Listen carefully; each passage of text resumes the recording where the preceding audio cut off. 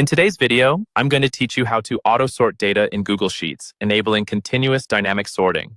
Whether you're organizing a project list, tracking inventory, or managing sales data, having a system that automatically sorts your information can be a game changer, saving you time and effort. Let's begin by opening up Google Sheets.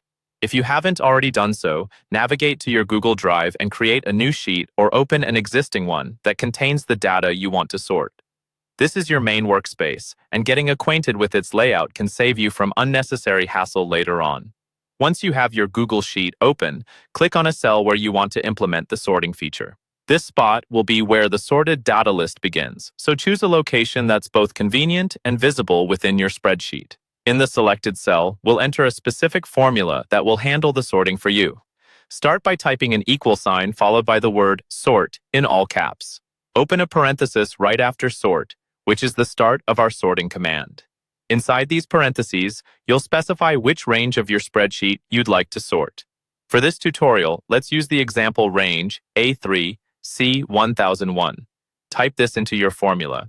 This range denotes starting at cell A3 and going through to C1001, including all rows and columns specified. Next, follow your range with a comma and type the number 1.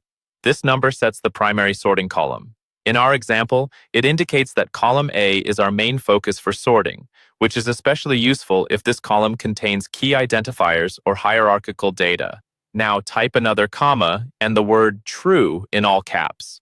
This denotes that you want your data to be sorted in ascending order, the default arrangement that organizes numbers from smallest to largest and letters from A to Z.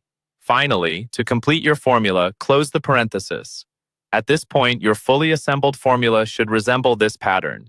Equals sort, open parenthesis, a 3:C 1001 comma, 1 comma. True close parenthesis.